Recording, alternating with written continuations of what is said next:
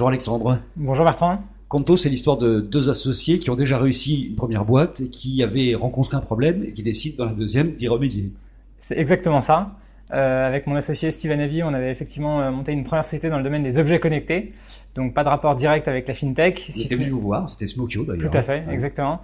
Si ce n'est que comme toute entreprise, on a dû ouvrir un compte bancaire, faire notre comptabilité, faire des virements, des paiements, etc. Et on s'est rendu compte que malheureusement, toutes les banques traditionnelles étaient complètement déconnectées des besoins des petites entreprises et notamment des startups. Et en fait, avec Conto, on a créé le service bancaire dont on rêvait pour nous, petites entreprises. La néobanque B2B, d'une certaine façon.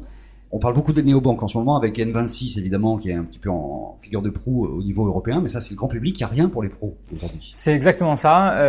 N26, effectivement, et d'autres ont fait beaucoup de choses pour le B2C, donc pour les particuliers. Et les petites entreprises et les pros, comme on dit, sont un peu les laissés pour compte de cette révolution bancaire, cette révolution fintech. Et c'est pour ça qu'on a voulu lancer Conto, pour apporter toutes les innovations digitales, mais vraiment faites et pensées pour les petites entreprises. Conto, c'est un service qui est 100% en ligne. Ça, c'est la première chose. La deuxième chose, c'est que c'est un service plus complet, qu'on peut intégrer beaucoup mieux dans la suite de logiciels qu'on utilise quand on est une société. Donc pour sa comptabilité, pour ses notes de frais, pour la gestion des bulletins de salaire, etc. Donc on va intégrer Conto avec tous ces autres services de manière beaucoup plus fluide.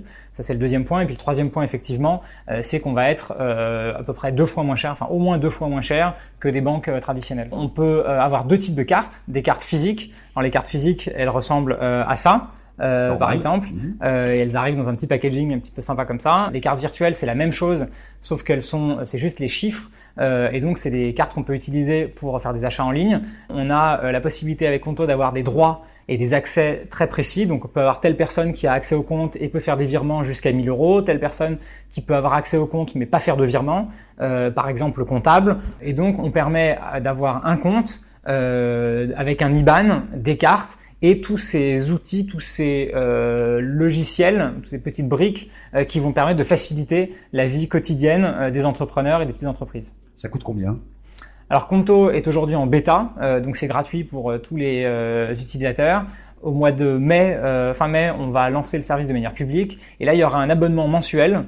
Pour une petite entreprise qui démarre, ce sera environ 10 € par mois, ce qui est 2 à 3 fois moins cher que toutes les banques traditionnelles.